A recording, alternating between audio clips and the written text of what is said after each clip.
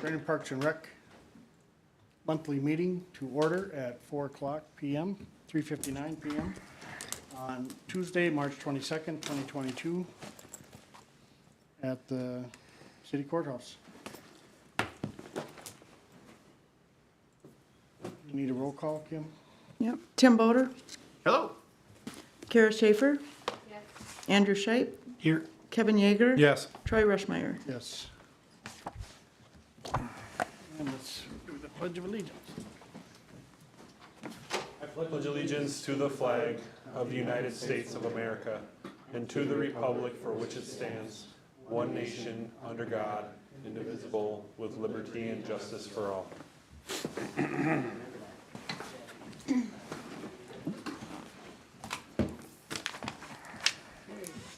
Approval of agenda. Move to approve, Yeager. And a motion, do we have a second? Second. Mr. Chair, can we add one item? Andrew Scheip turned in this letter from the Northsiders. Yes. Can we add that to new business? Yes. Mayor Sorry. late. It's a new business, which would put it, I'm still waiting for my computer to catch up. Be new business, I think number 2. 8B. 8B. Yep. So with the addition to the agenda with Andrew Scheip's Inside Neighborhood Association, Yep, motion to approve with the agenda change. Yeager. I'll second that still. so we have a motion and a second. Further discussion, none heard, all in favor? Aye. Aye. Opposed, same sign. Motion carries. Consent calendar. Oh, you're right there. Notice to public, all matters listed are considered routine by the board and will be enacted by one motion. There will be no separate discussion of these items unless good cause is shown prior to the time the board votes on the motion. We have a motion. So moved. Second, Scheip. Motion and a second. All in favor? Aye. Opposed, same sign. Motion carries.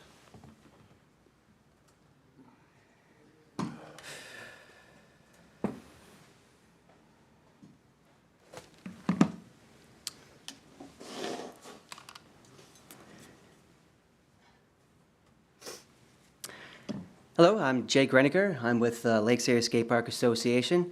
I got my buddies back there. They're also on the association, Scotty and Ethan. Anyways, want to thank you guys for having us. Appreciate that, hearing about the skate park. And I would do a special thanks to Kevin and Dave and Paul. They've been helping us out along the way, and we appreciate their support. Next slide, please. So a little bit about us. We are a skate park advocacy group, and we realize that there's a need for a safe and accessible skate park in the Lakes area. Been doing this for about a year or so. We partnered with Brainerd Community Action, and we've been doing, they're a fiscal agent, and they've given us nonprofit status, so thank you, Dave. But anyways, we started fundraising since then, and been doing it for the last few months or so. We've done a handful of fundraisers. And right now, we actually have a really good starting point. We have a good following, we're building relationships, and we're working with businesses and other nonprofits in the area already. Our next step is to meet with you guys. So, next slide, please. Reasons for a skate park. So number one, there are a growing number of extreme sports enthusiasts, and they have nowhere to go. And nowhere to go in the Brainerd area here, Brainerd-Baxter. An example of this, we had a skateboarding event here at City Hall last October. We had over 100 people that showed up, and there are a lot more who couldn't make it that day. We also have a petition of over 1,500 signatures, and a lot of positive comments on there, people saying why they want a skate park. And the summary is in your guys' packet there. You take a peek there. But essentially, we have all these people that don't have a safe place to go. So they have to resort to the streets. They have to resort to businesses and stuff, which is unsafe. We don't want that. You guys don't want that. Number two reason for a skate park, extreme sports are a healthy outlet for youth. So they're mentally, physically, and socially healthy. And, having a skate park would just basically give people another activity to do in the lakes area. It would encourage others to pick up extreme sports, which we feel are healthy. And in general, it would give a safe space for the community to gather. Number 3 reason, the skate park lines up perfectly with what you guys are trying to do. You guys are trying to create safe, popular outdoor spaces for people to gather. So this skate park will be used daily by all types of people, both spectators and skaters alike. And number 4 reason, when the skate park is built, there'll be minimal to no maintenance for a high long-term ROI. And I know we all like that. The skate park will be concrete, it'll be around for decades, and if built right, it will rarely crack or rarely need any repair at all.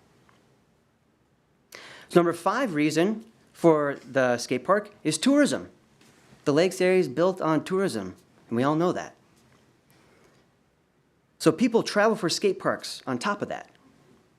Well, we want to reach a 60 to 120 mile radius, bringing in people from all over the place. People travel for skate parks. And also, it'll give more incentive for people to visit the lakes area to come vacationing.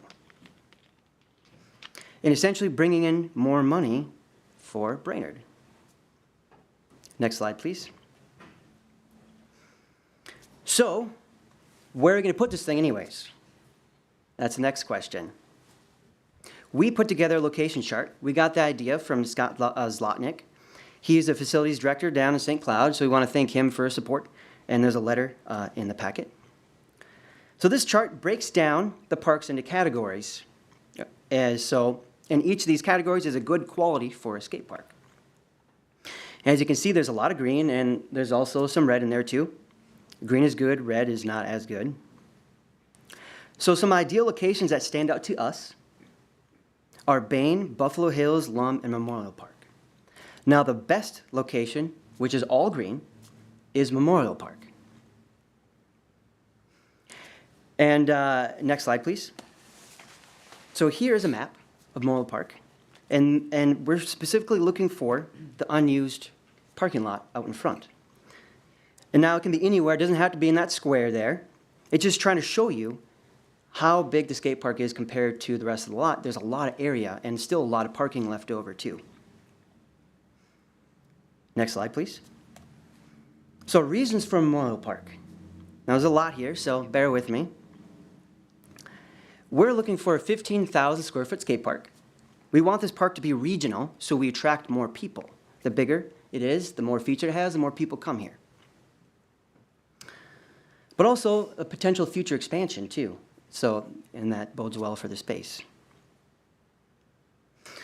Number 2 reason for Memorial Park, and specifically the parking lot, is it'll give that parking lot a better use, a better purpose. And also, there'll be less area to pave in the future. So the skate park there would be front and center, which we want it to be seen. It keeps the riffraff away, vandalism and stuff. We don't want that. And essentially, it'll attract riders and spectators to come to the skate park because it's front and center, it's visible. Number 4, it's in a nice neighborhood, it's safe, walking distance for youth.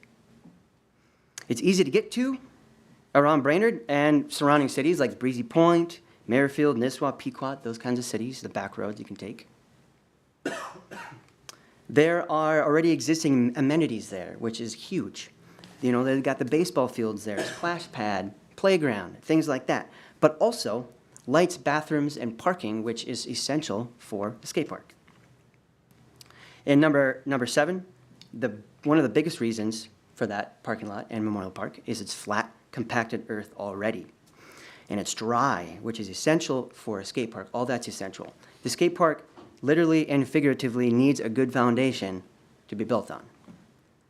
Next slide, please. So that being said, we are motivated to make this happen. So as you can see, we got some of us out there doing some volunteer work, and that upper right, that's the skateboarding event this past October. So we don't expect you guys to pay for the whole thing. We're doing the fundraising, and that's an ongoing effort. We're looking for grants, donations, we're hosting events.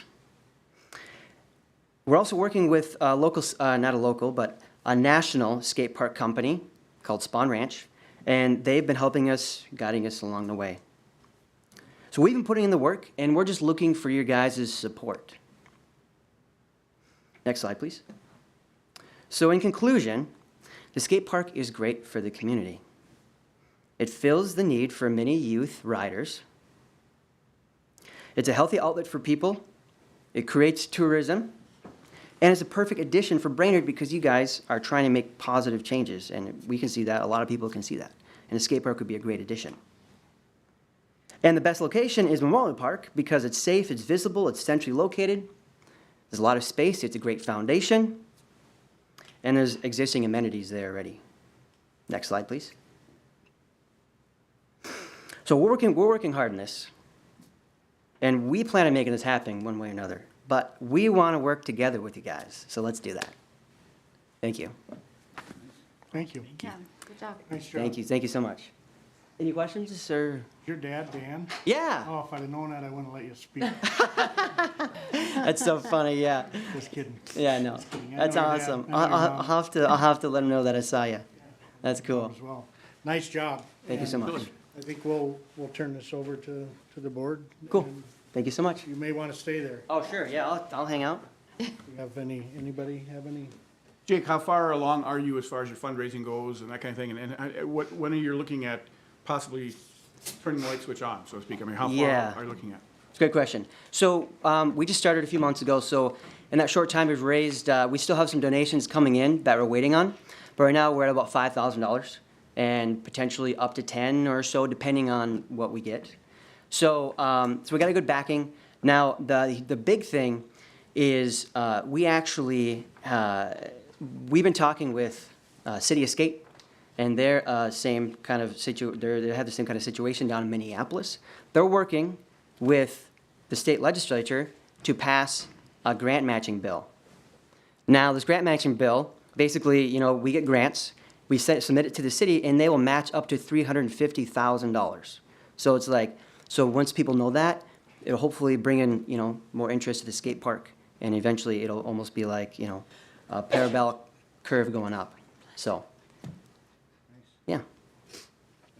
Yeah, thanks for asking. Katie? Just wanted you guys to know that I am working with them as far as the end of summer.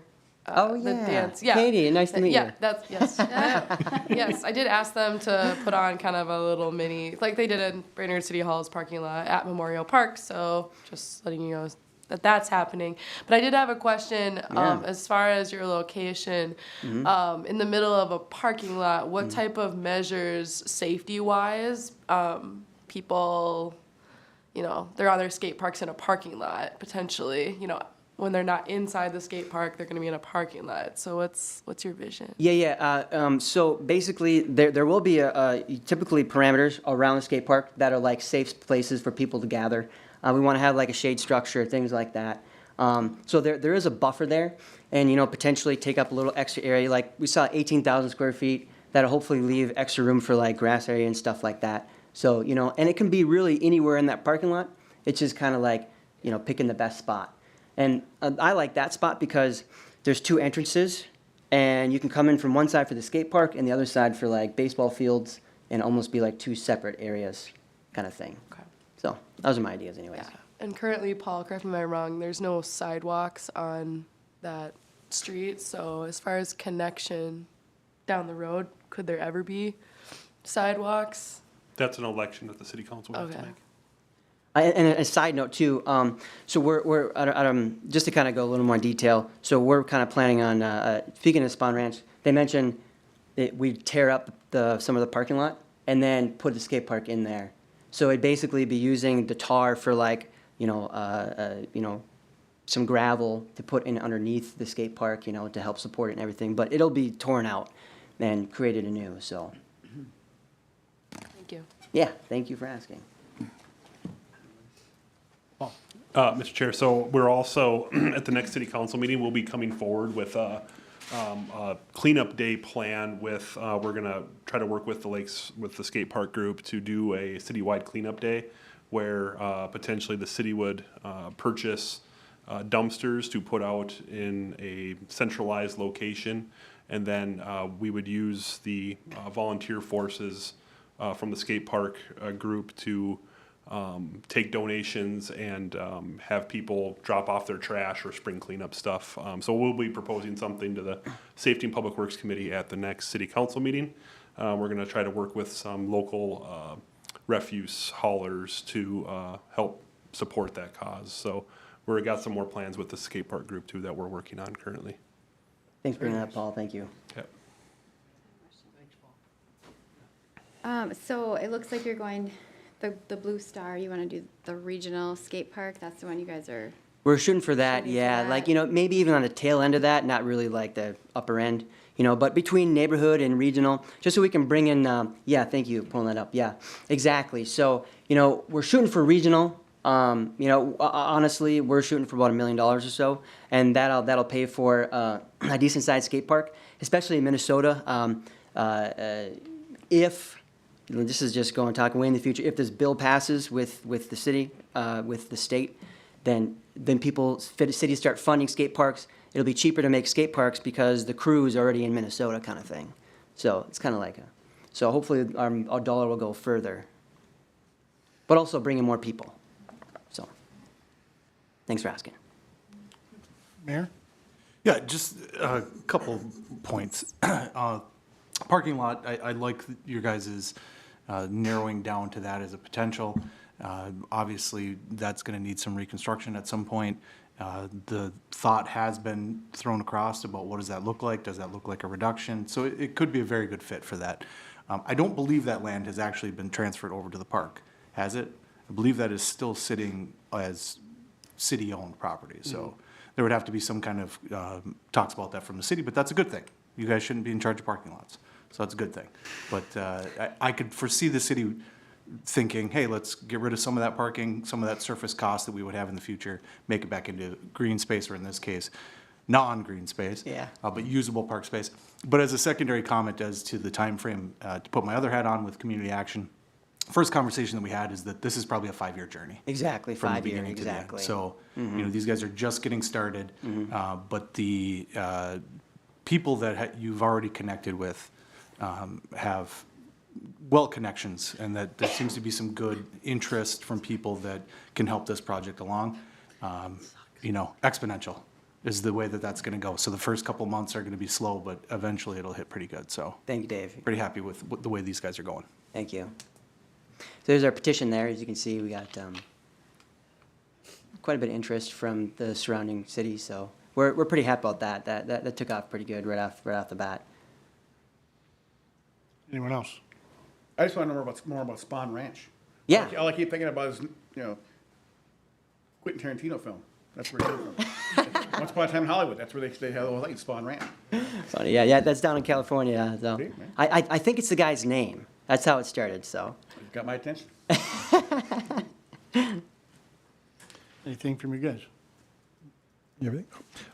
No questions. I have no questions either. I have comments, but no questions, so. Go ahead. All right, very good. Thank you, Mr. Chair. Well, first of all, I'd just like to say, the fact that you're here, you have this presentation, you put a ton of time and effort into this, just speaks volumes. So that you, right there alone, in my opinion, puts you into a very narrow group, group of people who stand before us. So right off the bat, congratulations on that, getting to this point, and your hard work certainly shows here. So from my chair, I cannot think of one possible objection that in my mind that I would have to this. Number one, I hate parking lots. So sign me up to do, to put anything in place of a parking lot. But the possibility of a skate park that is, again, very low maintenance. I see these around. I drive by the skate park in Aiken regularly for my job, and I can tell you that in summertime months, there is always 24 hours a day somebody in that skate park. That is every day I drive by there. So That's awesome. a skate park to me seems to be a perfect fit here. And in fact, you could make an argument that it is a lower maintenance than the parking lot that has there if this is built correctly. And I agree with your chart here. It seems to be a perfect fit. You have bathrooms there. It's well lit, looks safe. It's right on a road. So it's checking all the boxes for me. I would just say keep going on raising a lot of money, and we'll help where we can. But green light from my chair, guys. Well Thank you, done. Kevin. I appreciate that, Kevin. Thank you. I would just like to add, same thing. Great job. Thank you. You're coming out of the gate well, sounds like. Trying to. I think you did a good job of narrowing it down to, my first thought, as soon as I seen this, was Memorial Park before I got Awesome. into your, and the parking lot. And so I think it fits perfectly. As far as where it ends up in that parking lot, we're pretty good at adjusting things and Yeah. making them fit. But same thing, I look at the splash pad and what those gals did and raised money, and, they went after it. And to be honest with you, I think you're ahead of that game. So Thank you. just keep plugging, and same thing here, stay in touch. Mm-hmm. And I think this is a great vision for our community. Thank you so much. Very well. I'm glad you guys feel that way. Thank you guys as well back there, so. Yeah, they're also helping a lot. Team effort. Yeah. Thank you very much. Now do a Thank you. trick. Yeah, do a little ollie on the way there. Thanks, everybody. Thank you. Thank you.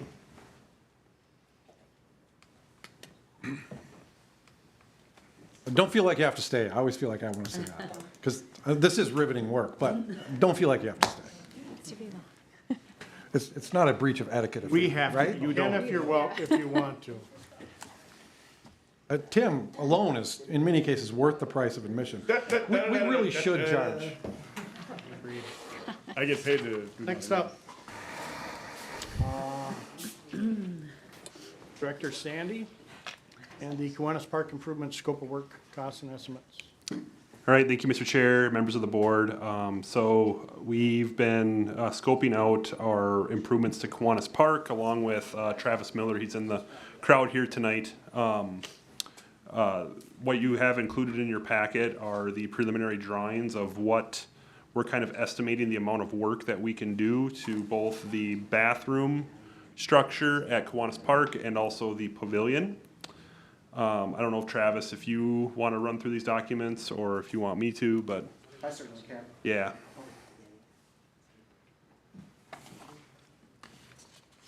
So, page A1 there, that's the existing conditions for both the pavilion and the restroom. So, if you go to page A2, that deals with the restroom. So, what we had been asked to do was to kind of create just an upgrade on the aesthetic of it. New doors, some new siding, tongue and groove at the underside of the picnic area. Some painting inside, addition of hand dryer, and then just some minimal trim details around the outside of the building. We put together an estimate for material cost of $20,000 for that work, labor of $35,000, profit and overhead of $8,000, design fee of $3,000 for a total of $66,000. Right now with the environment that we're in, these numbers are probably, plus minus a little bit just because of what we're seeing in the industry. The second page with the pavilion, what we were doing on that was enclosing the soffit and fascia on that, closing in the gable ends with shakes, and then doing tongue and groove on the underside of that structure. And then giving it a paint, painting the poles and supports on that. Material costs on that, we had at $7,000, labor at $12,000, profit and overhead of $5,000, design fee of $2,000 for a total of $26,000 for that work. Tim, Mr. Chair, our original budget for the restroom facility was $75,000. With the estimates right now, that 66 gives us a little bit of flexibility in case we get some higher prices. the budget for the pavilion was 30, so we left ourselves a little bit of room there. So it just gives the board a good idea of what work kind of costs. And looking at our future improvements, for example, next year we have kind of J.C.'s Park, the concession building planned for the same kind of remodel.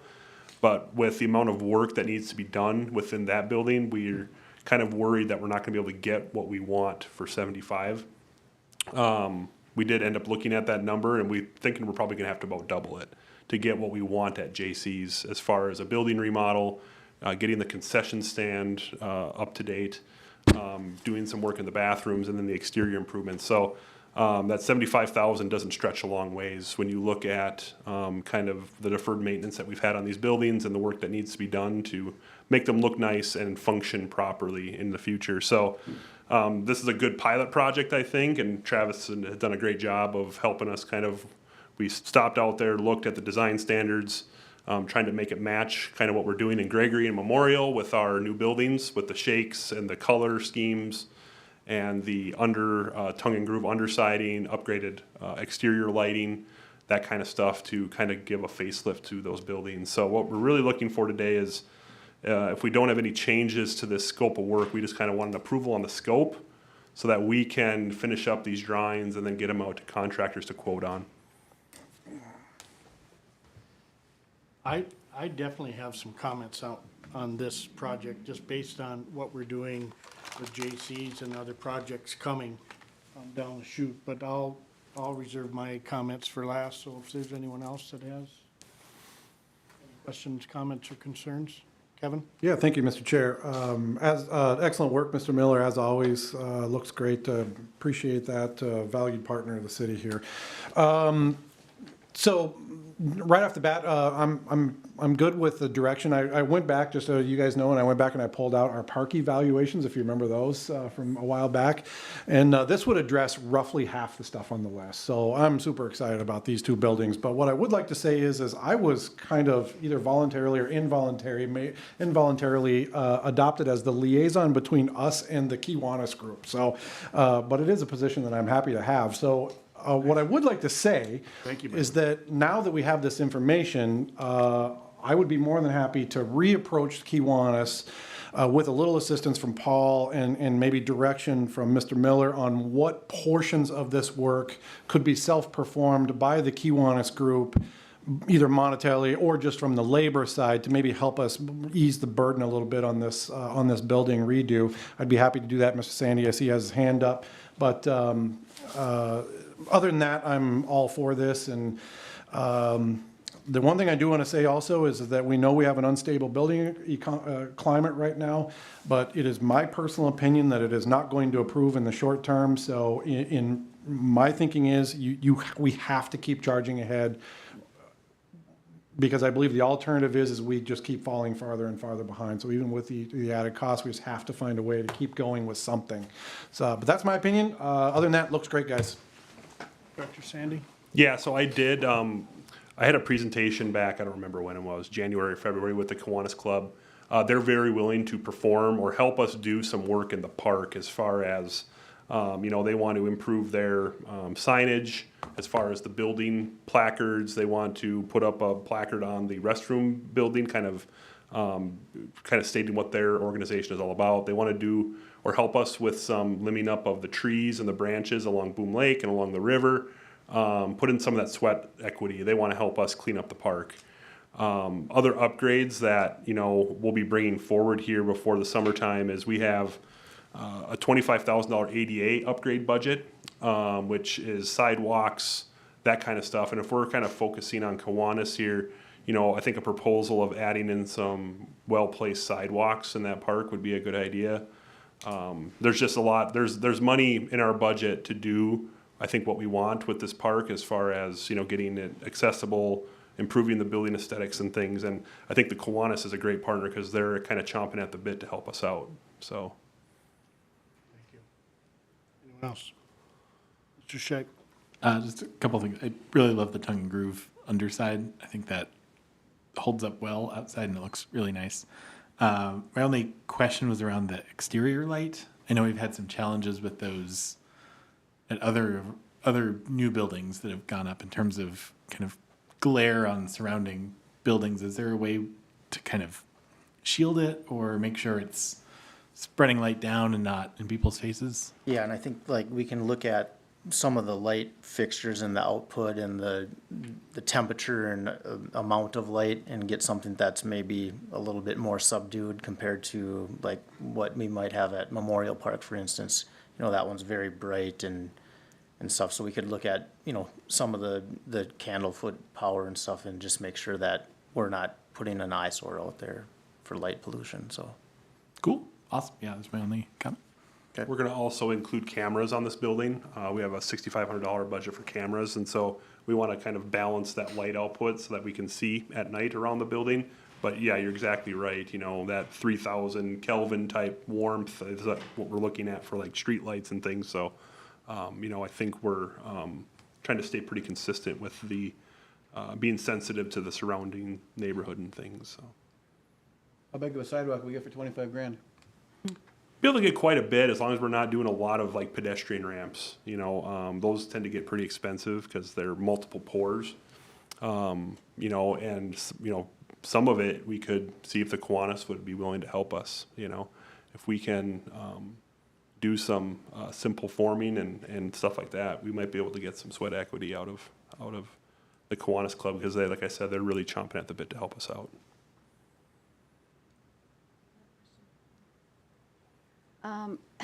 Looks awesome. Thank you. Are you gonna be demolishing both of the buildings, or are we gonna try to like keep them and fix them? I missed that part. They're both just renovation Just renovation, projects. okay. Yep. And the pavilion will still be safe, cause that thing is like, yeah, Yeah. that, okay. Yep. That's so sketchy over there. It's work. I know, like, oh my gosh. Really wants to ask, where's the horseshoe pit? Yeah, that's the juicy part. Yeah. Mayor Bedell? Yeah, so my question is specifically about the pavilion. I think we've all been surprised by the cost of building new pavilions. Every time we look at that, it ends up being about $100,000, which is a substantial amount of money.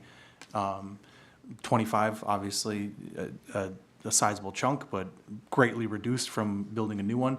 But what kind of longevity are we looking at with this, with the structure in this situation that it's in?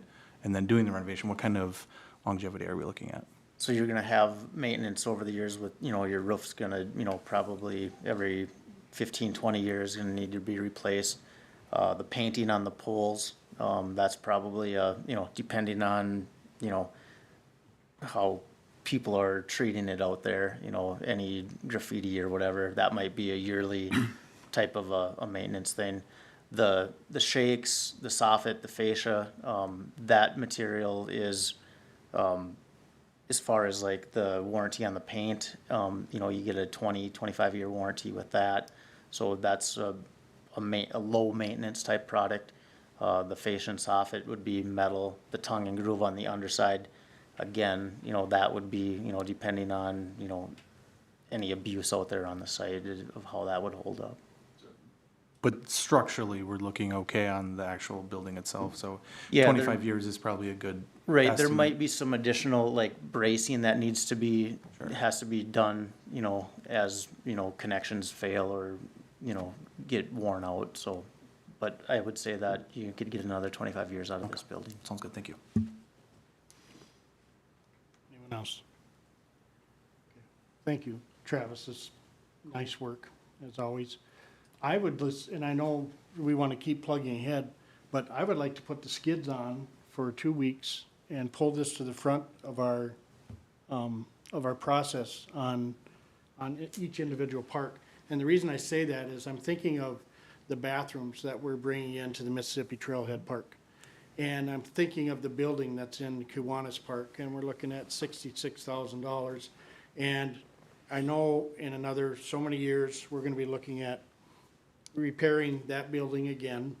And I think from what we found out in our other project management team is those bathrooms that we're bringing in are basically no maintenance moving forward.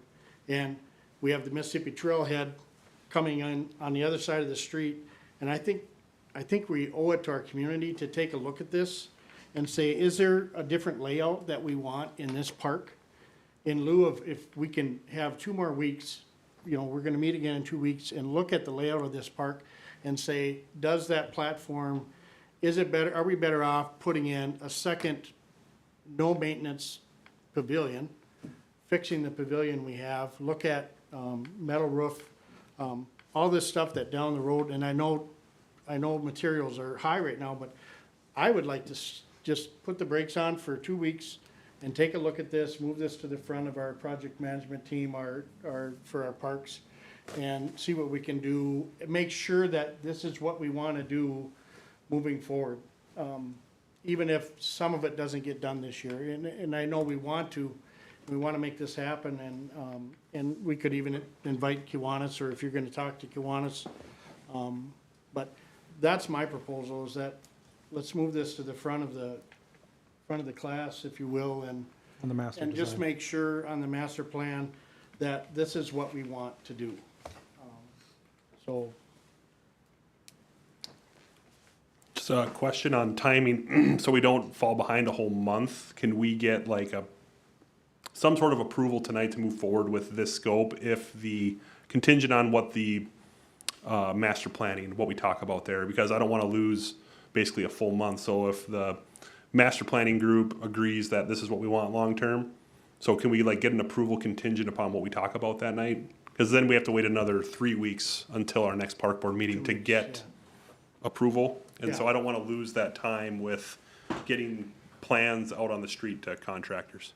and/or would the board be willing to meet next week? Would a week help if we moved up that meeting up a week? The The time. Planning session? The master planning session. I don't think that necessarily matters. I just don't want to wait until, because we can't do any action items at a workshop. And so I don't want to wait a whole month until the next park board meeting to get a scope approval. If the park board, if the team that, or basically us, if we agree that that's how we want to move forward, then we're waiting another 3 weeks until the next Mr. park Chair. board meeting after the original. Mr. Chair. Yes, Kevin? Ms. Sandy, just to clarify, all we're looking for is the approval to release these for bidding. We're not bound to accept any bids. So my thinking here is why not just green light the bidding process on this? And if we do find down the road that we want to make any changes to the scope of work, we can handle it then. But we're not forced to act upon the bids that we get. So I see no risk in just charging ahead on the bidding side. That's my 2 cents. And they're quotes too, so it's much easily changeable. Yeah, I was gonna ask, are we putting it out to public bid, or are we doing invited bid? It'll be invited quote, yeah, quotation. There's no risk in I moving have no forward. problem with that. I just want to make sure that we take a look at it before we move forward. So if somebody wants to make a motion. Is that a motion, Kevin? Other discussion? Yeah, I'd like to make a motion to approve the release, the continuation of these plans to bidding process. Have a motion, do we have a second? Second shape? Sure, give it to him. Andrew, any further discussion? None being heard, all in favor? Aye. Opposed, same sign, none being heard, motion passes. Thanks, Travis. Well done. Thank you. Thank you. You guys ready? Next line item is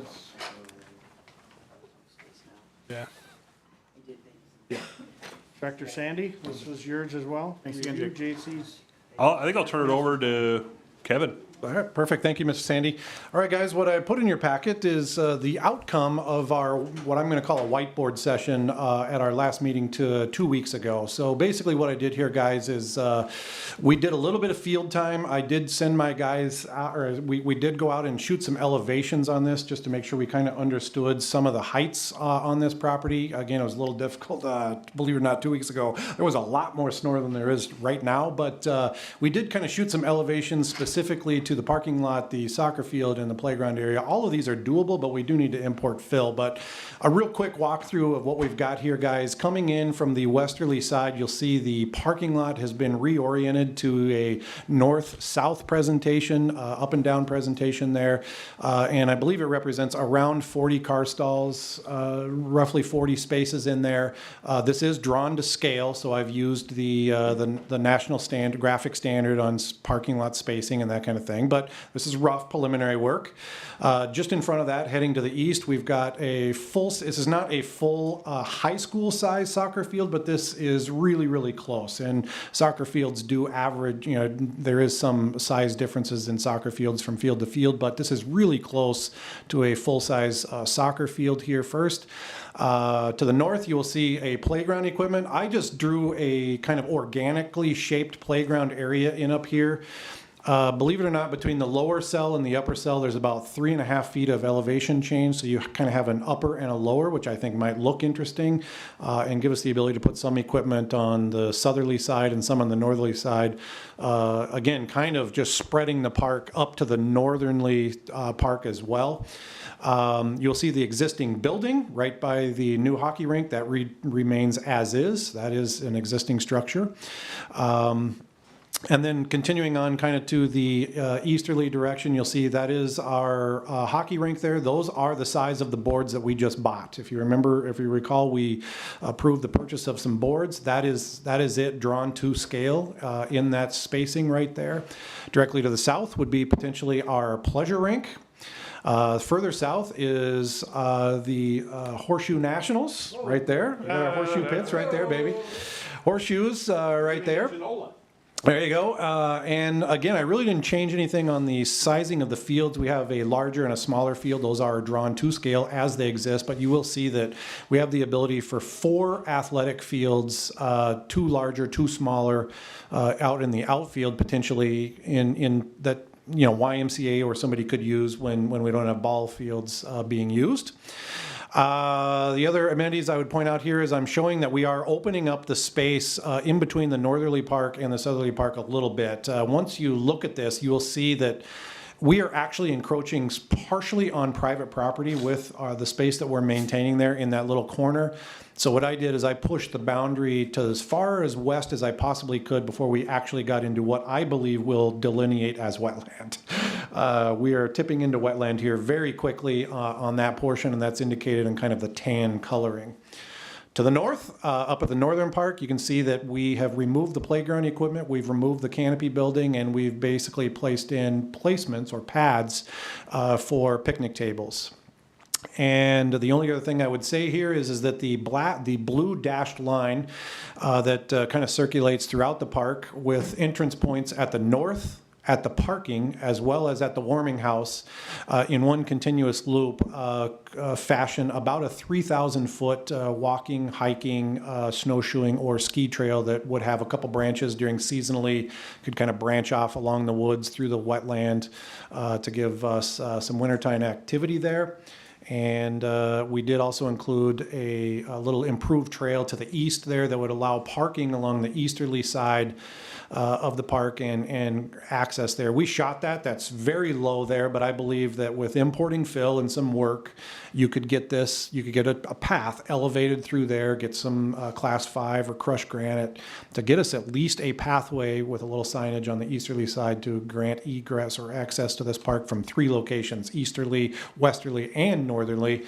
And I think the only thing I might have missed is I showed replacement of the boulders in between the parking and the soccer fields to just keep anyone from driving in there and getting onto our green space, as well as it kind of delineates what is the parking space from the green spaces, gives some people to sit and watch soccer, that kind of thing.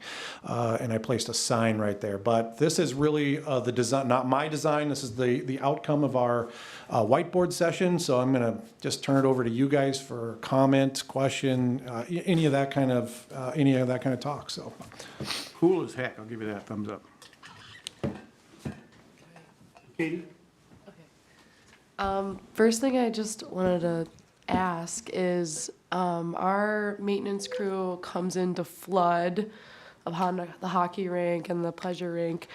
How do you envision that working as far as the boulders being there? Do we create a path for them to drive in with their?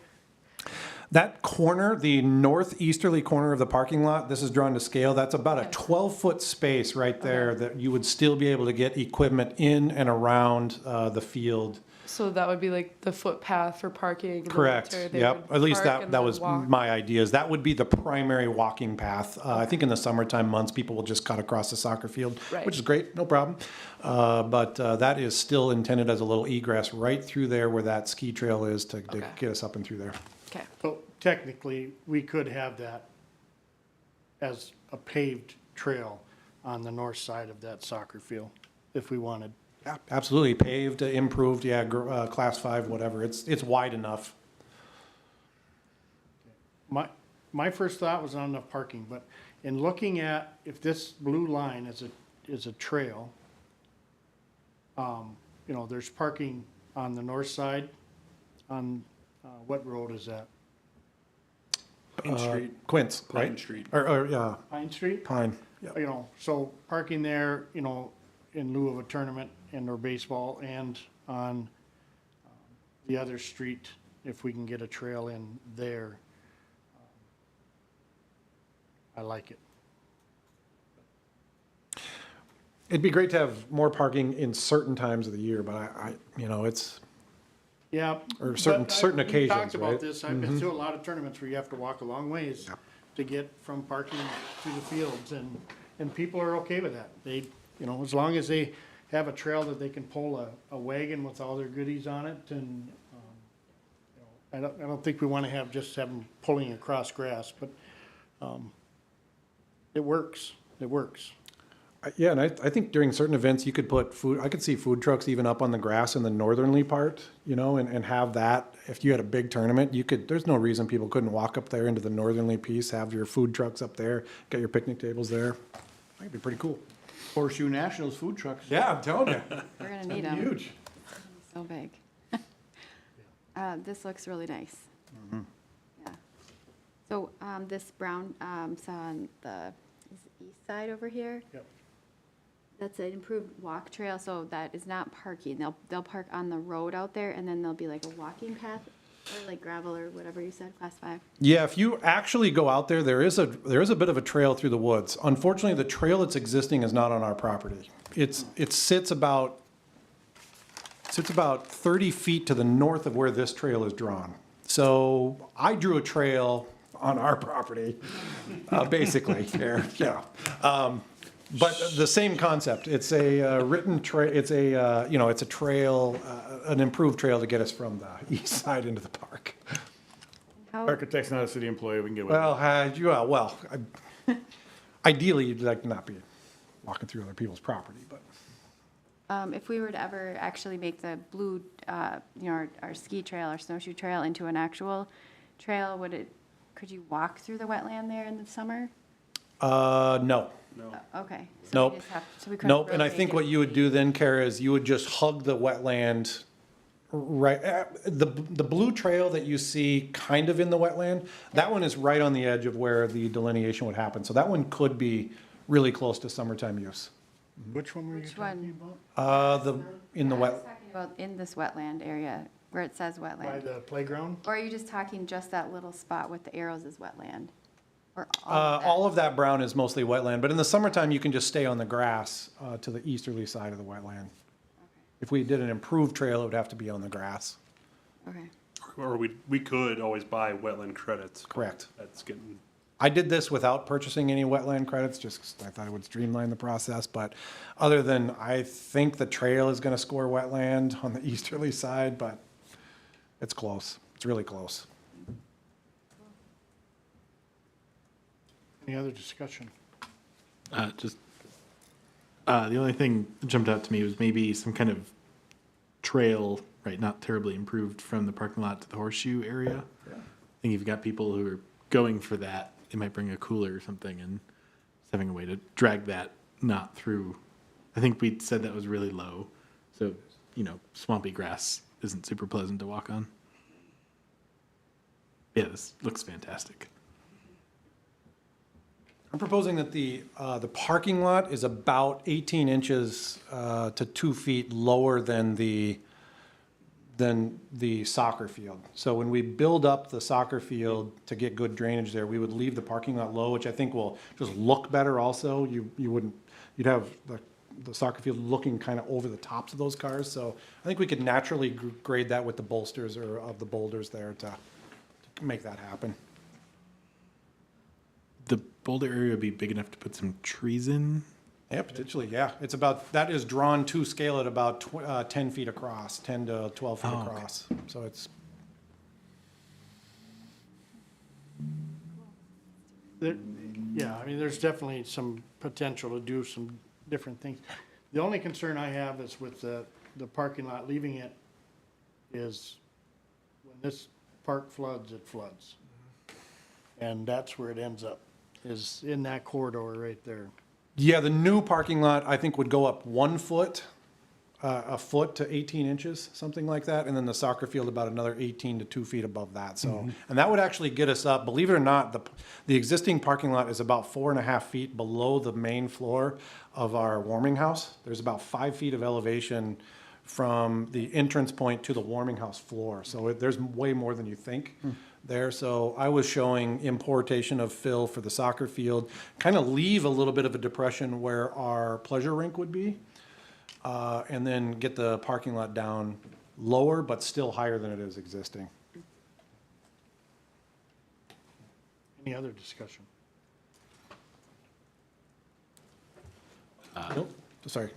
Do we need to kind of translate this into the playground money now? Well, I was just gonna say, the whole point of all of this was that we have playground equipment, trying to go somewhere. So to me, if we're even remotely close on this, this would give Paul the green light to work on the playground kind of shape as drawn. Then we could work with our vendor to come up with the lake. I used the original playground proposal that we got from them. I stole the footprint of the pieces. I just rearranged them into this organic shape. Yeah. The only other question I have is, are the neighbors on the north side gonna be upset about not being able to see the playground from, I mean, it's a small number of people, because no one else can see it from, it's just the ones across the street. Just trying to play devil's advocate here, are we gonna get some, Mr. Chair? yeah, There are only a handful of houses there. If I don't think we can pull it up right now, but if you pull it up, there's very few houses Like 2 or directly 3, across. and, you know, 4 at the most houses. and I think anyone will be happy with a new playground. If you put a nice big playground in a park, I don't think that people would necessarily be disappointed in that, especially with the equipment we have in there right now. I don't think I don't think they said that the kids really played in that upper lot at the meeting. I didn't think that, the little one, yeah. that was along, By the picnic that's tables? alongside the ball field? Oh, yeah, they Or did on say the they north were. side? Oh, the north side, I thought that's what you're talking about. I don't think we need a motion or anything for this, right? I think just. Can you get this on the GIS real quick? I just want to Yeah. point out one thing. For the opening up that we had talked about, there is one key tree that, in my opinion, needs removed, and then you have the opening up happening. It's a great big basswood that's right on the edge of the wetland. And once that guy is gone, you have it. It's, if you drive out there and you look through there, once that tree is gone, the eye shot is clear wide through there. It's right there. This one? Yeah, it's actually the one to the west, right there. There's a lot of brush there too. I believe. Yep, there is. That comes up in the summer. Talking about this coming in on the side over here, No, over right there. like Right that there. tree. You can see there where our trail actually kind of cuts across private property. I'm proposing that we take most of that opening area, we just, it's high, maybe not quite that far, but it's high, much higher there as you're coming up. So I think it's very doable to open that up and improve the turf there. It's up to the board how they want to move forward through each one of these. If we actually want a formal approval and then name the next park to move on to, you know, maybe you just make that all into one motion where we approve this conceptual layout and then move on to Kiwanis Park, or we can just do it all at the end at once, or it's up to you guys. Makes no difference. What would our city engineer prefer? If you're going the more formal route, you know, actually approving something before you move on to the next one might be a good way to go. Yeah, and I think we all had our hands in this, and, you know, this isn't new, it's nice, thank you, Kevin, for putting this together, and, I think it's a great rendering of what this park could be. Trails, I mean, this is way more than this park has right now. So, if somebody wants to make an approval or a motion to approve this rendering, and then, we can move on to Kiwanis. I'll make that motion. Okay, we have a motion, we have a second. I'll second. A motion and a second. Any further discussion? Okay. None being heard. All in favor? Aye. Aye. Pose same sign. Motion carries. Nice. Thank you. Kiwanis in 2 weeks then, right, guys? Yep. Yes.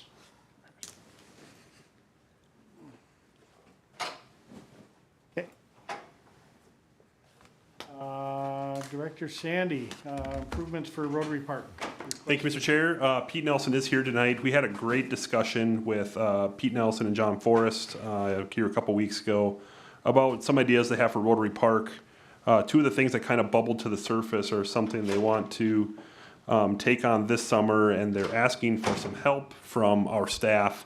I just kind of, I think, turn it over to Pete if you want to kind of go over what you guys are proposing there as far as the parking improvements and the salvaging of the pump house slab. I don't have any visuals for you, so I can explain to you. You know, we built the pavilion. Oh, here it is. Yep. We built the pavilion last summer, and this site plan was always part of that set of drawings. And so you can see there, we outlined a parking lot. Right now, when there's a fair amount of activity there, there's a shortage of parking. So we envisioned a parking lot right out between the road and the pavilion. So in doing that, the excavation part of it, there would be some scraping of topsoils, and we thought, well, this is a great situation if we could scrape the topsoil, and then that's topsoil to finish landscaping around that pavilion, because the pavilion looks a little unfinished right now. You can still see the slab, the edges of the concrete slab around it. And so I don't know if, I'm sure you all have been there, but there's also some very large 2-foot by 4-foot pavers that are in place, and they need to be positioned in a final way.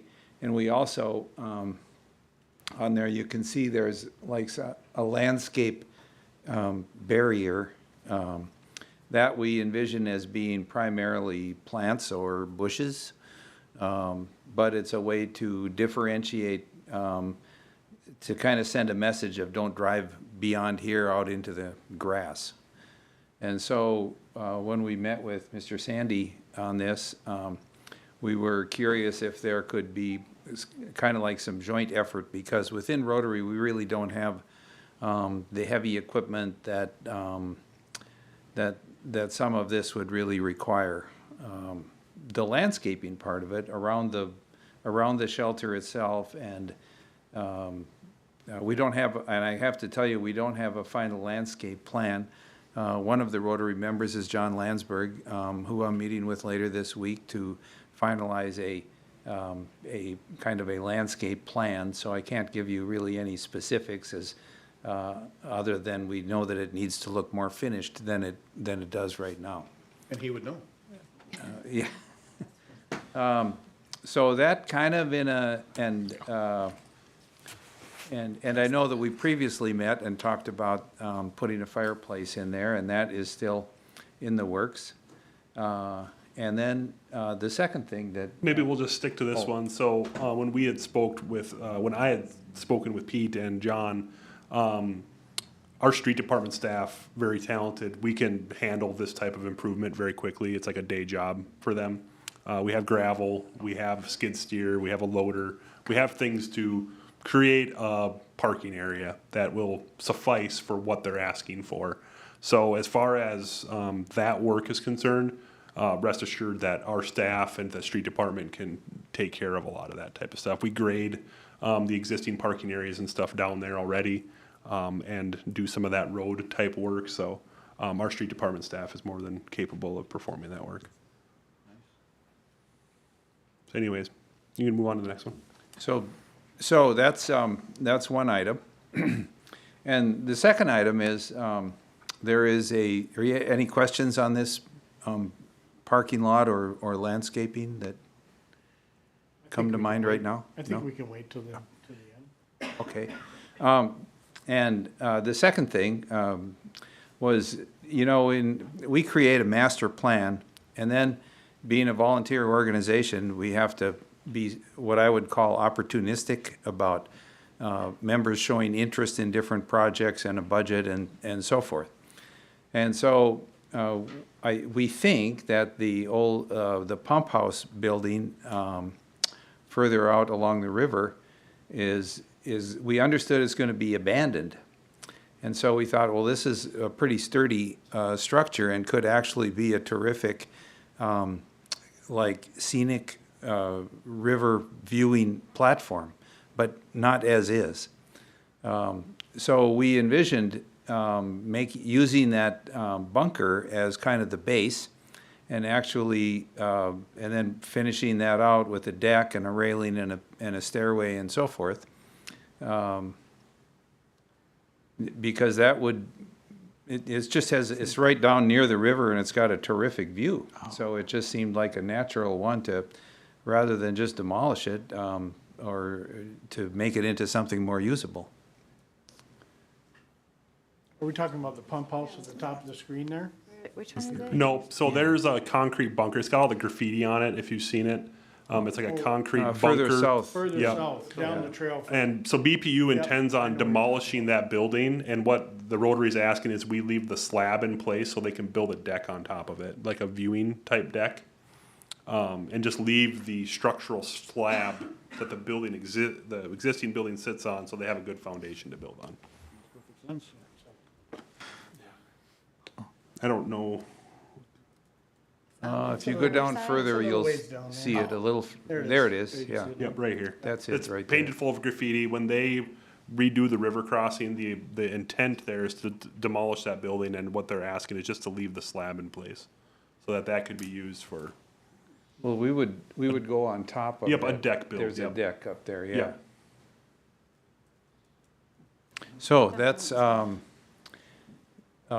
so I don't have any final drawings or anything, but I wanted to we were talking to Mr. Sandy about this, and this is all in the park, so we want to make sure we're not doing something that, or thinking about something that isn't aligned with what the park board would want, so. I think everything you guys have done down there has been fantastic.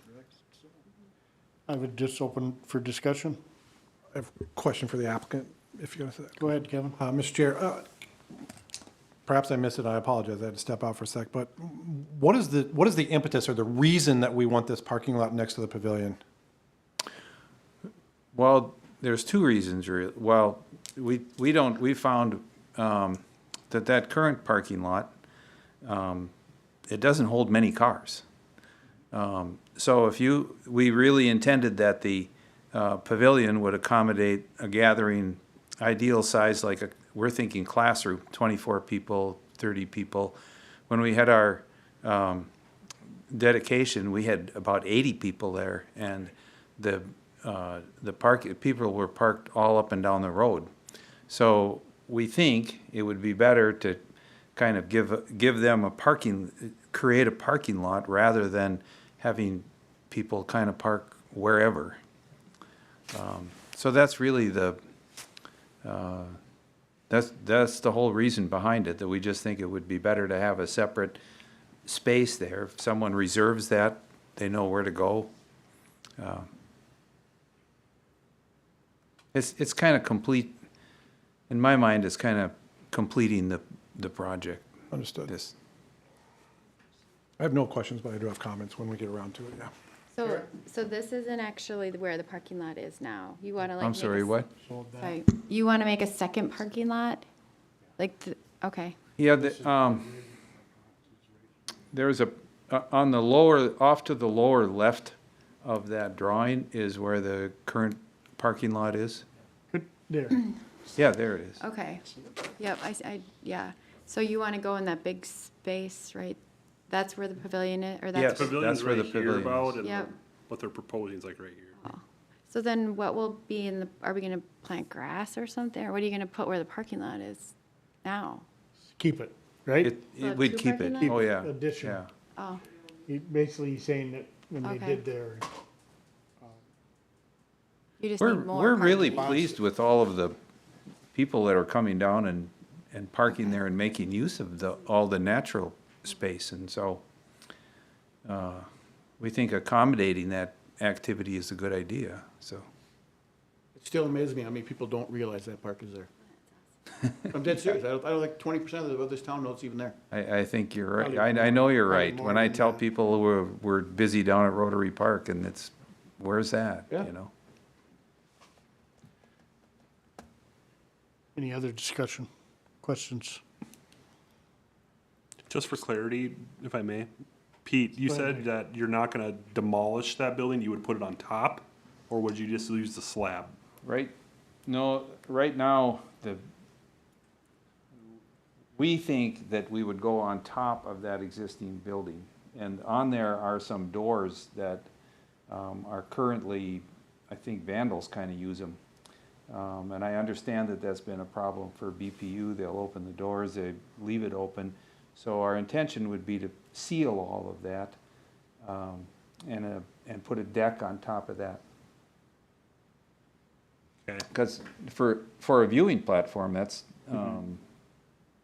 it has a nice elevation. Structure-wise, is it okay? That's what I was gonna ask, I guess that, I misheard you guys when we had the meeting, I thought just the slab would get used, but, from a structural side, has that been looked at? Have you guys had someone look at that? We have not went that far. Okay, that's something that I would, I think, want before we made any Yeah. further decisions on that. Well, we would want that too. We've tried to Yeah. engineer everything else, Yeah. and so we Yep. would want to make sure that it's not, we're not building on something that's not going to work, so. Okay. Okay. Any other discussion? Mr. Chair? Yes. Just to be clear, we have two action items here. We're being asked to make a decision on the parking lot as well as this detached building, correct? Right? Okay. Well, here's where I'm at with this. I'm a huge supporter of everything that you guys have done. It's just fantastic. I mean, you guys have set a tremendous example. Your work is fantastic. I have nothing but positive things to say. I will, however, be in objection today on the parking lot. So, and here's where I'm coming from. There's a large parking lot, literally, 200 feet away. And what I will say is that you got to walk a little ways to get to your pavilion. But one of the things that I love about your pavilion is that it's surrounded by grass, right? that it's sitting in a park atmosphere. It's surrounded by grass. Kids, people can play. And I've seen this happen over there. I would just hate to see a parking lot that close to the building, just from the standpoint of cars pull up, the gravel, the dust blows into the pavilion. It's just a lot of reasons that I would like to not see that be parking. I think we have enough parking there. I love the idea of the green space around it. And I understand the argument of when you do have events. But my personal opinion is when you do have large events, it's okay if people park on the grass for one day, one event. It happens all the times in Gregory Park. We have Arts in the Park there. We have events that happen, and those I'm okay with people parking on the grass in a short term. So I am going to be voting against moving forward on the approval of this parking lot. And at this point, I'm lukewarm on where we are with the building, because I just don't know enough about structurally what you're trying to do. I'd like to see drawings and all that for it. So that's where I'm at, guys, and I'll pass it along. Anyone else? I'm gonna stand up and walk over here. Getting serious, guys. Watch out. You wanna sit on my lap or what? Something big happens when he does this, guys. So you're talking here, I'm kinda thinking the same thing, Kevin, and I'm wondering, can we not do the same thing and just extend this parking lot here for when we do need additional parking? I've been down here when this parking lot is full, just on a summer day, and there's been a lot of people down there walking on the trails. 12 cars is a lot there. Yeah, I mean, can we do the same thing you're talking about with the road crew, come down and just extend this parking lot? It's already there, we can make it bigger, we have more parking space, and then we still keep this a little more offset with the grass that you're talking about. And with that being said, as far as the building goes, can we have somebody look at that and determine if the structure's sound for doing what? Director Sandy, can we have somebody look at that to say, yeah, we think this would be okay for them to do this? The Because building we're official, just talking about liability, the correct? building official would be a good person to go look at it from a structural standpoint. So- But, you know, frankly, a structural engineer would probably be better. You know, the building official, they do building inspections and things for lumber built type buildings. This is a concrete structure. We'd want someone, probably a structural guy, to come look at that. I don't know if Rotary has access to anything like that, but No, and it's really a concept at this time, so Yeah. all of these necessary steps. maybe something to we're not trying to investigate. shortcut Right. anything. Yeah, It's just conceptual at this time. right. Mr. Chair.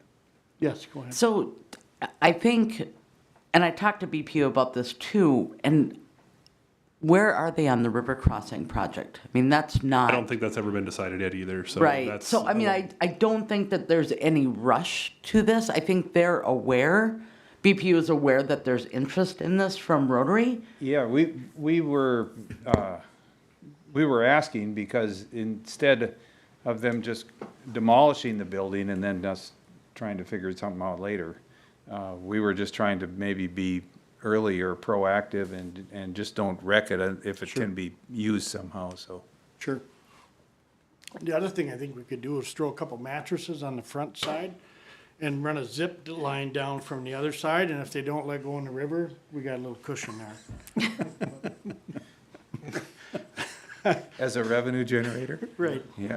right. It seems relatively liability-free. Yeah, sure. Sign a release. Cushion, We don't need You're gonna anyone go on the to deck, look you at gotta that. sign a release. But, yeah, I think we could, knowing that you guys want that, I think if we could have that discussion with BPU that, don't tear this down until we figure out, if it's usable for you guys to Yeah. do what you're talking about doing. And for me, the other part is, I would like to just see, instead of adding a parking lot, just increasing the size of the parking lot that's there. Well, I can tell you, we're okay with that too. We recognize that it probably needs a little more parking space. And I like the look of all that grass going up Yep. there also. We thought that it would be material efficient, maybe is the word, if you're gonna scrape up, if you're gonna scrape the topsoil, that could be used around the pavilion, but Which we still could do if we enlarged on the other side, because that's topsoil there. That we that's have to- topsoil too, yeah. So so maybe that's the best solution, rather than, just making that one, or just making that one a little bigger. Are there any setback rules as far as how far we can park in the river? There was a trail there, I think. Trail, yeah, but I'd have to talk with our community development department, the shoreland ordinance, and see what that says. I personally don't want to see any of the grass taken up. Because in the summer, if it's busy, I think people just park like further up. Or they just Yeah. stop and they jump on the trail in a different spot maybe. But I know for like an event, but that's where they could just, for one day, park on the grass or something like that. Are we- That's personally how I. Sure, I'm sorry. That's Is this a pavilion that we're renting? Correct. Yeah, and so with that being said, it's a fairly good size.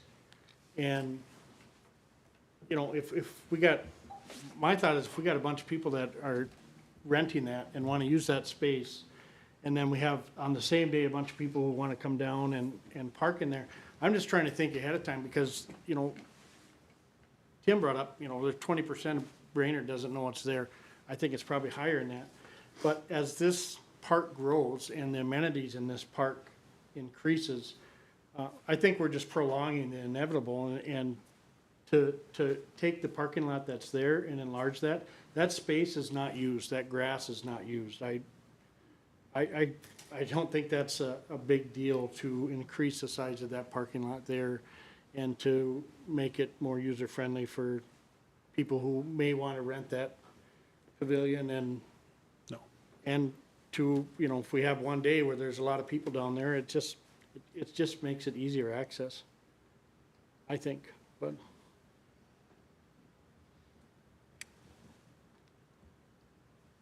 So in lieu of, I would like to make a motion, if I can, as the president, I think I can, that we look at increasing the size of the parking lot that's there, versus adding the rendering that you provided for us.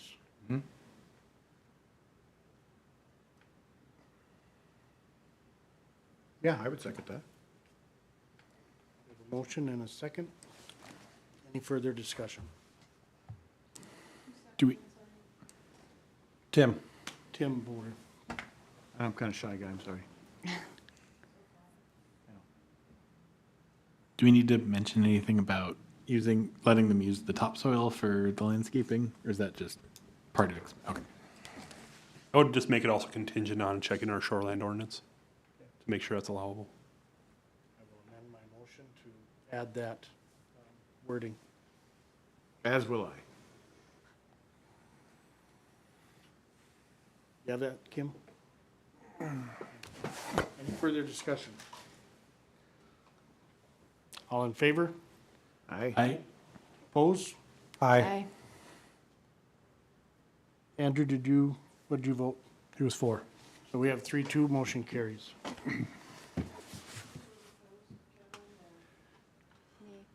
Kara? Carol.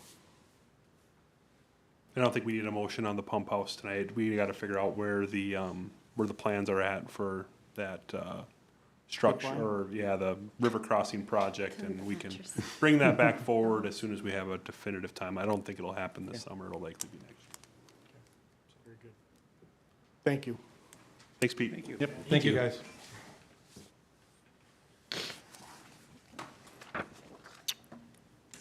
Okay, we can move on to the North Neighborhood. Andrew, do you want to take this? Yeah, thank you, Mr. Chair. So after the Brainerd Northside Association presented here at our last meeting, they're looking to run a Spring into Action event in the park to clean up.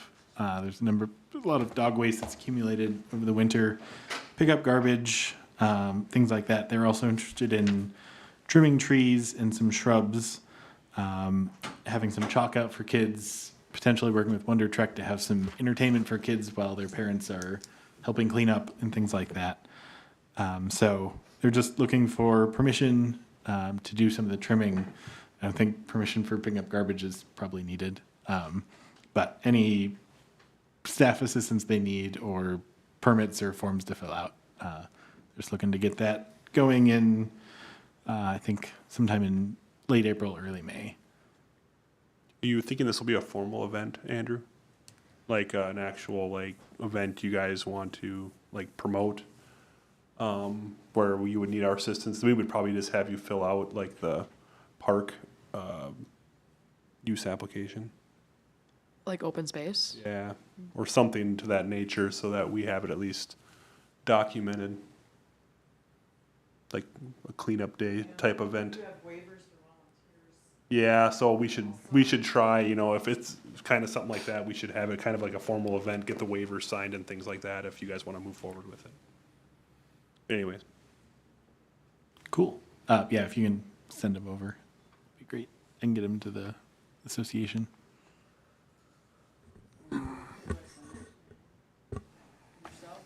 Yes, or my wife's email's on the letter. Either one works.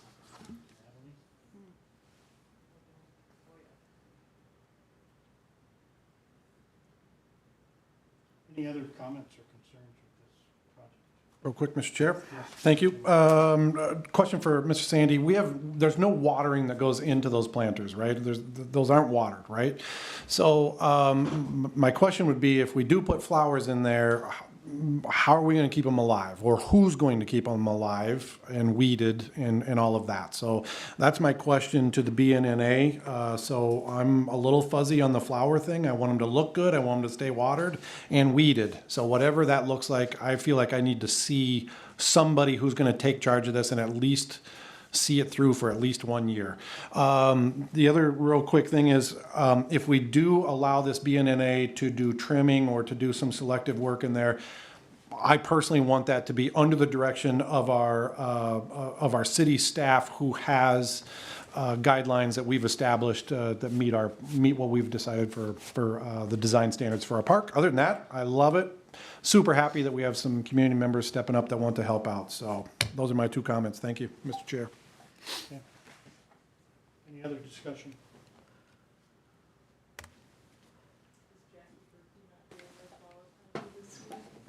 My understanding is she's been maintaining them. So I can certainly ask if she's still going to keep. I would definitely just cover that in the application. So the 2 comments, I think that, that we just have a condition that we coordinate with our staff, Kim, and that a maintenance plan for the planters would be requested as part of the application. I would second what Kevin is saying about the planters and the trimming. That's the only thing that makes me nervous is the trimming.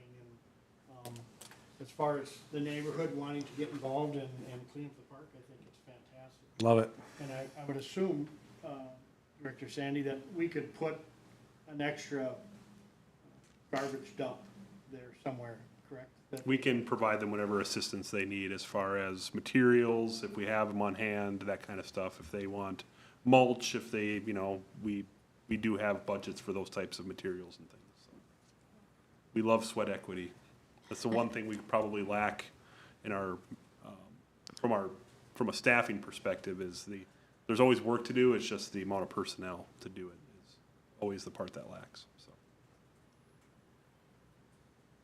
So I think with that being said, Andrew, would it be, I don't know that we need a motion for this, other than could you supply the board with some of the answers, those 2 answers? One, I think we need park staff to be involved with any trimming and overseeing that, and 2, what would those planters look like and who would maintain them? And I think if we know the answer, I think, after the meeting we had last month, that the neighborhood would be more than willing to maintain this stuff, but I think we just need to know what that looks like. For sure. Paul, would that application go back to the board? No, we would just do it administratively. So as long as those 2 items are addressed in the application, we would just accept it.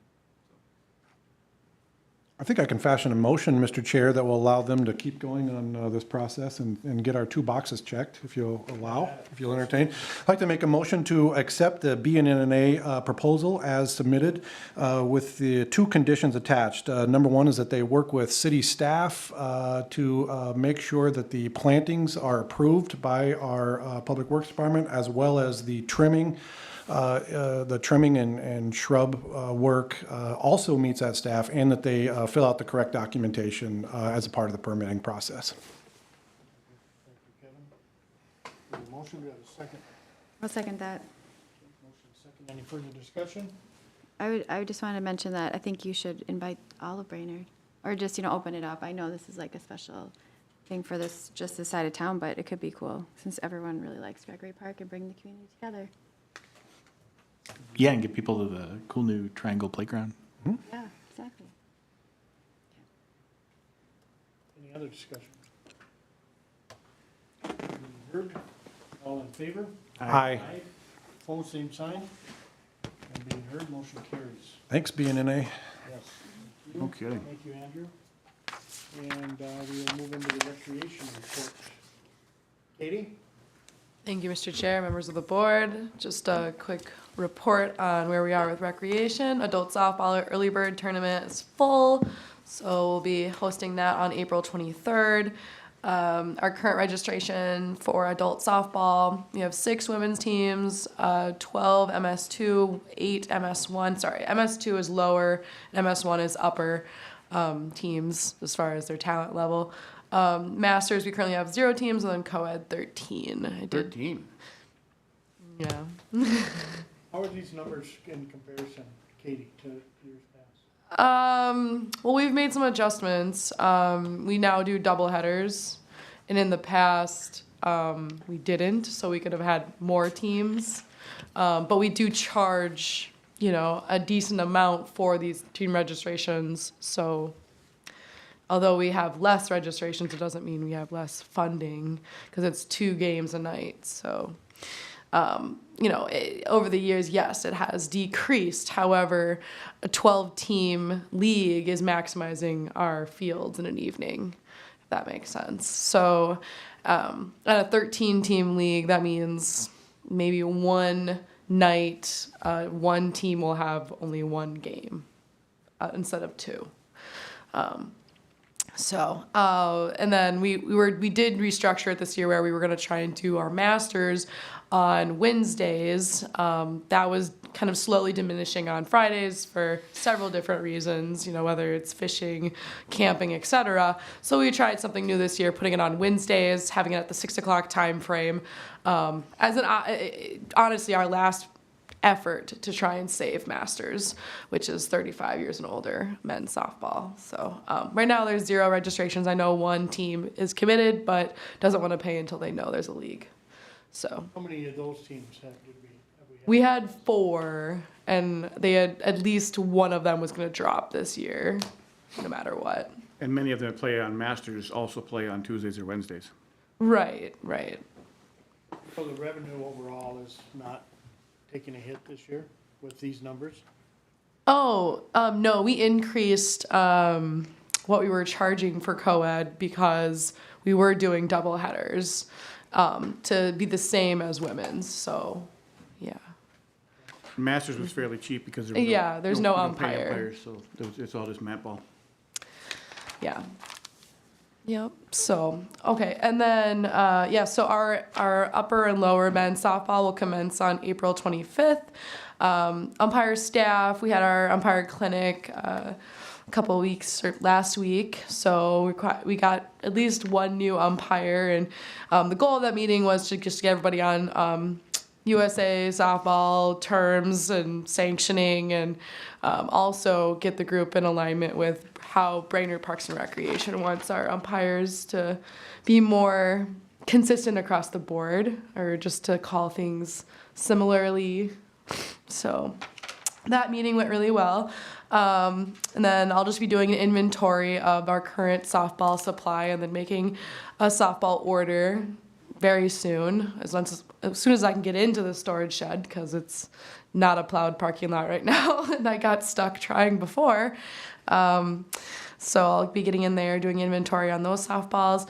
Warming houses did close on Saturday, March 5th. That was our last staffed day for our warming houses. I did attach some statistical data for you guys to just review just our clientele that we served, potentially some of the temperatures and how that might have affected the participation that day. And then also something to be aware of is that on Tuesdays we did have adult pond hockey, which impacted those numbers, as well as when we had youth pond hockey practices, etc.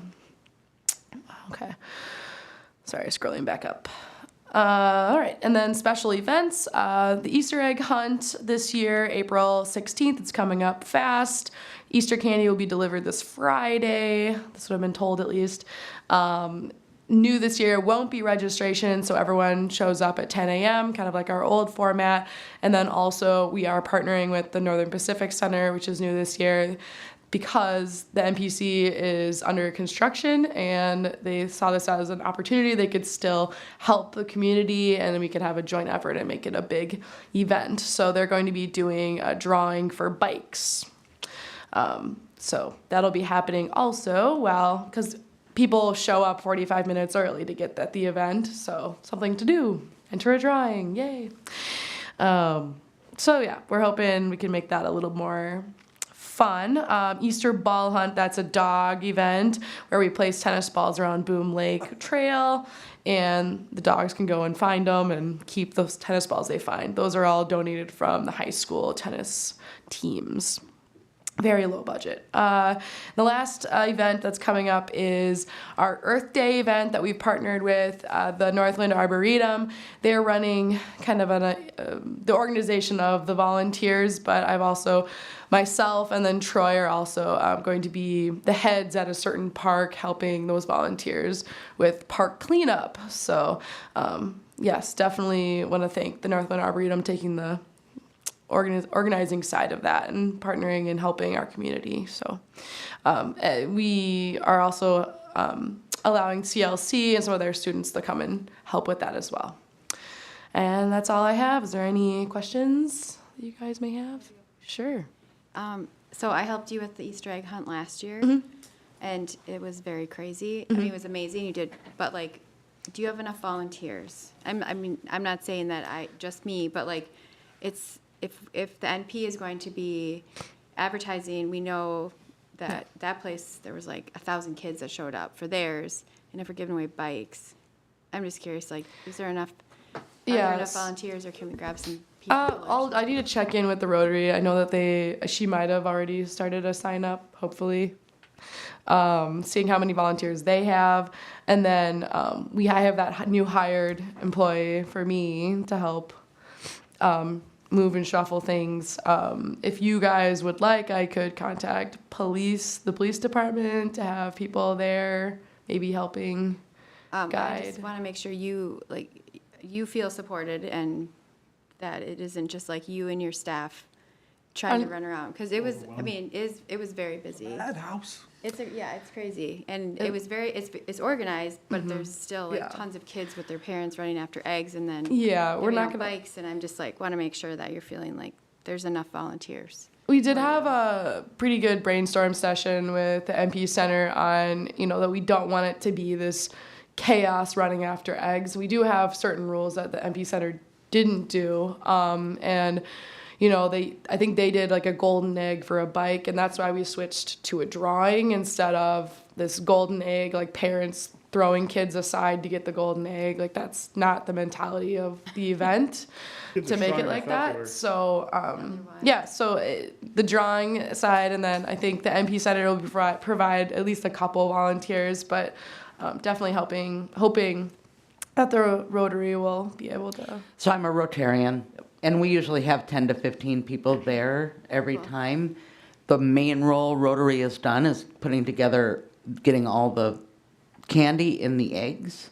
That's been our primary role, but I also know we've had Rotarians out in there, so Rotary will be there. And also the Rotary, I know that the sound system has been a kind of an issue in the past. I think someone said that you guys have a decent-sized sound system you'd be willing to bring to help with projection of commands and the rules of the event. So, anything else, Kara? Nope. I appreciate your concern for my safety. Sorry. With that being said, It's what just Kara so said, busy. Not that you can't do it yourself, but you can't. Like, you and No, I another know. person cannot. if you need bodies, that's something we can send out to our association members as well for the baseball association. And if you need bodies, you could probably pick up some bodies from that as well, so. Put it on your Let us know Facebook page on or that. something. Okay. Sounds good. Maybe we could have like a rotten egg, throw them up in the air, and hit them with a baseball or something like that. 10 Rotarians, 1 ambulance. You pick. Okay. Okay. Any other questions, concerns? My park board time will be done probably by this time next year when the rinks open again next year. So I'm a little concerned, obviously, with the ice forming.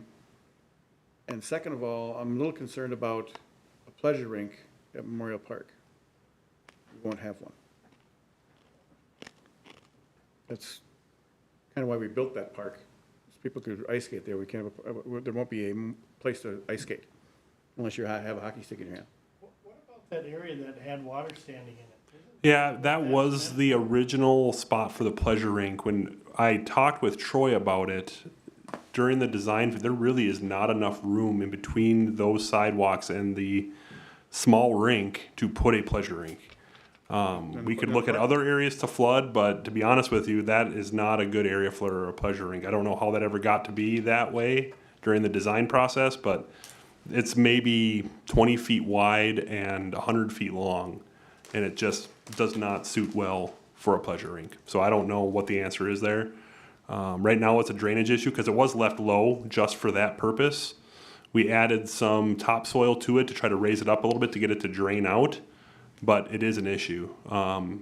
It's not a good enough area for a pleasure rink. That's just it's a fact. So I don't know. I don't have a good answer for you. I wasn't around during the design of that park, so I have no idea what the thought process was as including a pleasure rink in that small area. It's not going to work. We have the small rink and the big rink, and the space in between is just not a very usable spot. Something I'll take offline and look at between now and then. What we can do there. I don't know what our options will be, but I think we probably should take a look at it. Well, yeah, I mean, well, the splash pad coming in afterwards took away a lot of the area that we could have put the rink in. Mm-hmm. And now we have none. So, unless we want to make it as wide as this pillar here, that's about as much room as we have for pleasure rink. Yeah, it's literally about the space that you guys sit on up there. Correct. Which is gonna really, really, really, really, really hinder the amount of people that show up for the rink. And why have 100 pairs of usable skates there if people can't use them unless they're playing hockey? Just an unfortunate misunderstanding, what that was. Is there always hockey going on the rinks? Or are there times where, No, there isn't. Could you, I mean, as an option, could you designate the main rink, take the main rink and designate times for pleasure and times for, The small rink, you definitely could. Small one. or small, that's what I mean, the Yeah. small rink that we're turning into, Yeah, definitely. what did I say? Really no Why are you guys giving me the look? What did I say? Oh, no, there was just a laser. Oh.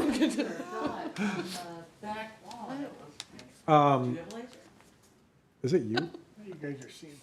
It is you. It is, yeah. It's He has a Mr. Prez.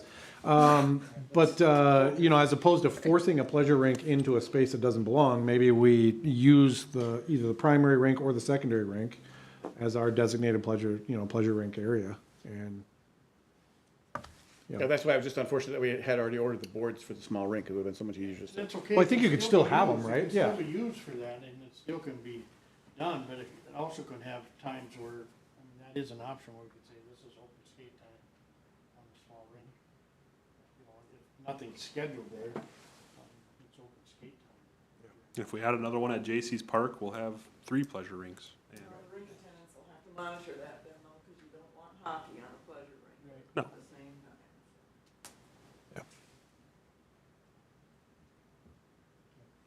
are there any, Duly noted. Thank you, Tim. are there any dividers that we could go up to like split the new rink in half? So if people do want to play hockey, they get half the rink, but you're not going to get, I don't know if it's practical. there's nothing that I Yeah. know of. I think we have to take it out. Not practical, yeah. I think it's bigger than what we're gonna, we're not gonna figure it out tonight. So I think we have to Cool. take it offline. It's something we're gonna have to discuss moving forward.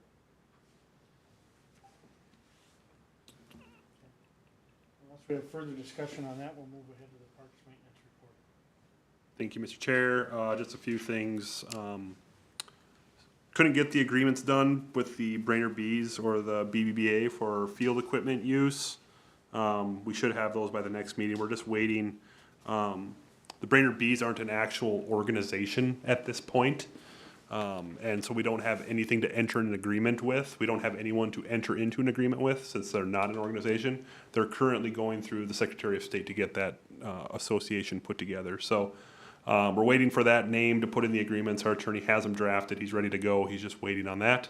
And they should be getting that to me within the next week.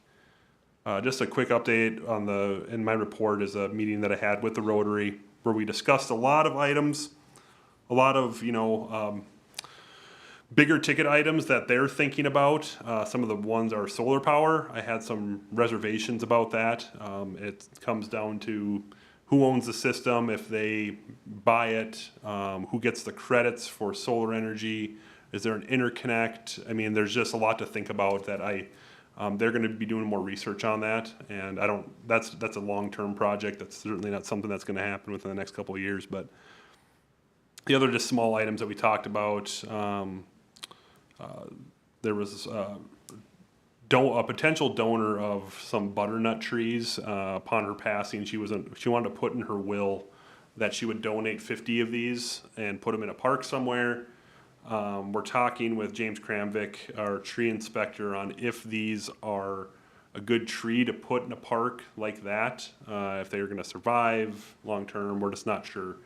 They're not in this area, so we're a little bit hesitant on introducing a new species of tree into a nature park.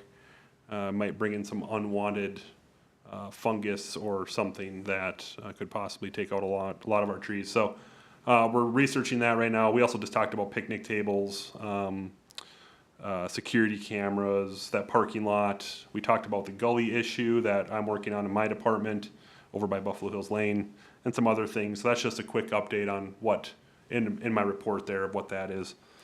Campground host Kim has been kind of heading that effort on. I think that's in the paper right now, and she's got it posted in quite a few spots, and I think she's gotten some interest from folks. So we'll keep working on that, bring that forward as soon as we have a recommendation. We do have a draft agreement with that person also from the city attorney that we'll bring forward.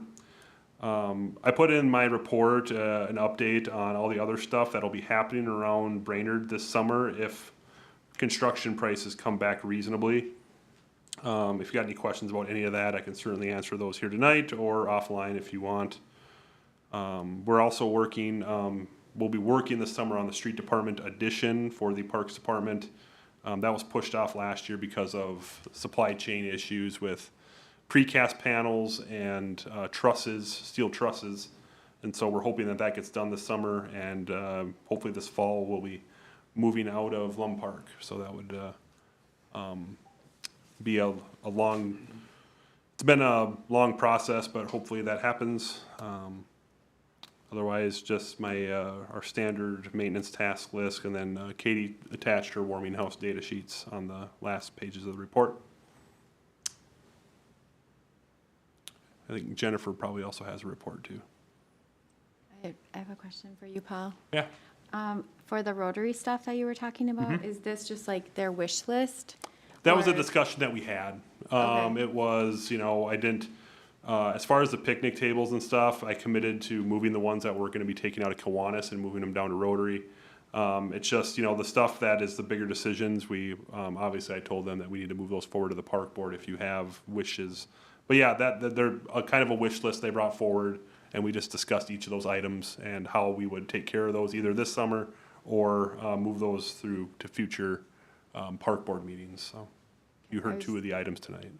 So like the benches, I know we had all talked that we want to we're going to have ideas of where we're going to put benches strategically. And then the trash receptacles, if maybe they'll be like the new trash receptacles, if we approve those.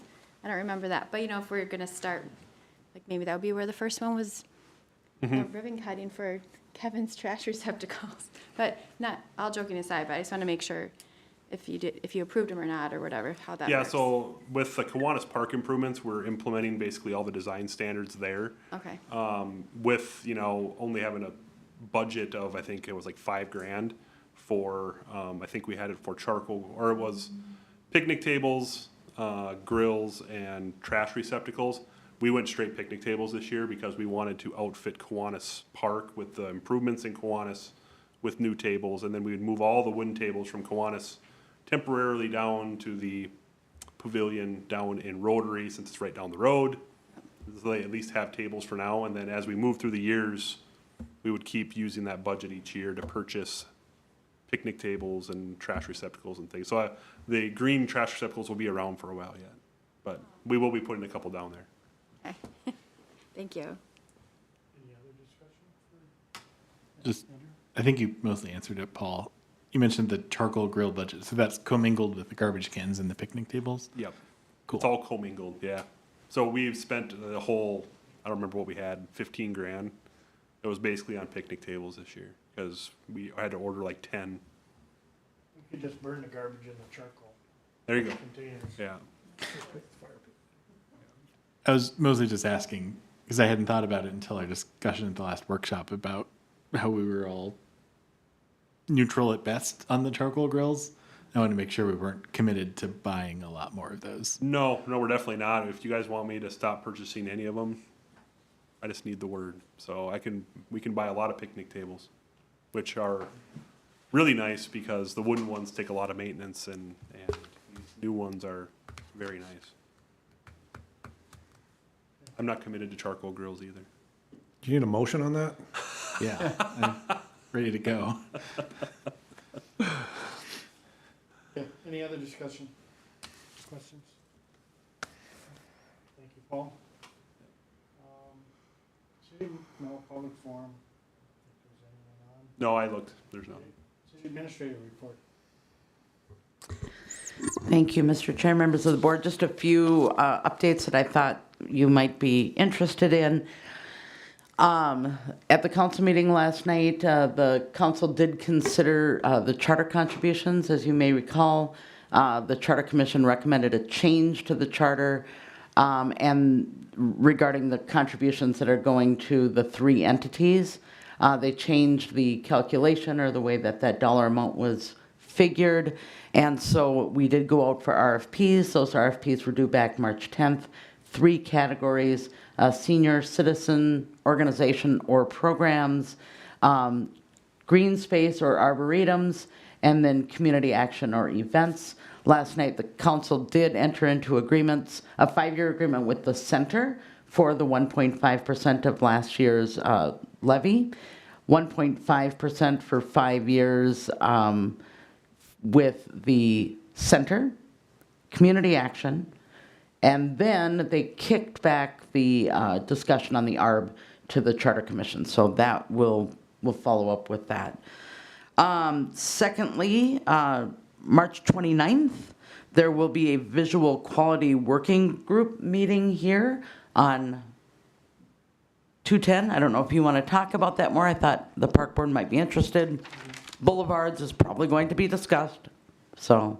Yep, so we're inviting the businesses in from the 210 corridor to give us their ideas of what they would like to see in the 210 corridor.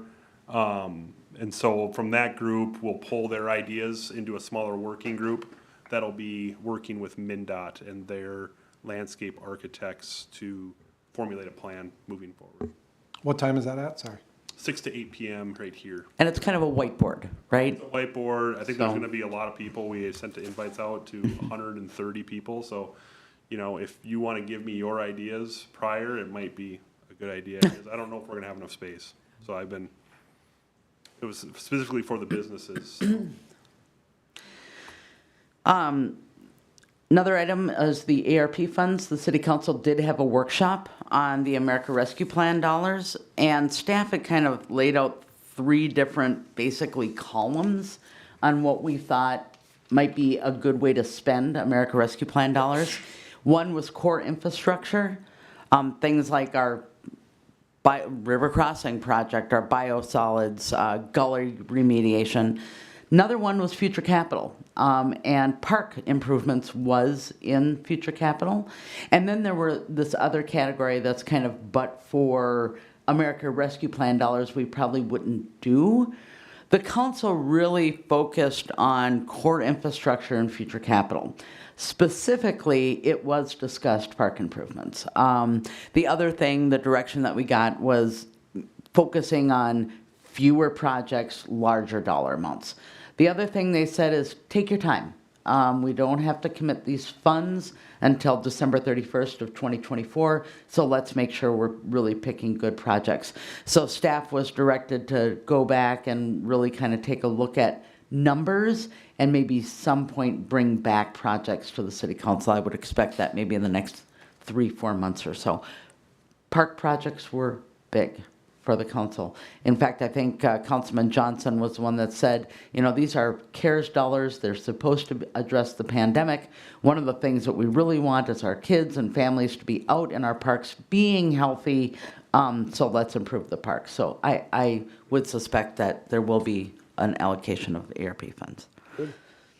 Last but not least, I just want to say a big thank you to the park board for the Lump Park Master Plan. So we did bring that to council February, just to pay for the rest of that master plan without the Children's Museum. So really just a big thank you to the park board for seeing that through. And I think the council was very pleased not only with the Lump Park Master Plan, but also design standards. So thank you so much. You guys are doing amazing work. I know you met a ton of times in 2020, and it sounds like you're going to meet a ton of times in 2022. So thank you. I just cannot tell you how much it's appreciated by the city council. Thank you. City engineer and recreation coordinator report. We already did that. Did that. Let's adjourn. I would make a motion that we adjourn To the 5th meeting, To the meeting on 5th. to the next whatever time that I'm supposed to be here again. Park board work session. 4 o'clock. Yep. 2022 at 4 p.m. I'll second that. We have a motion and a second. All in favor? Aye. Opposed? Don't carry. Right. Thanks, guys. Does anybody oppose that ever? I don't know. Do they realize who I am?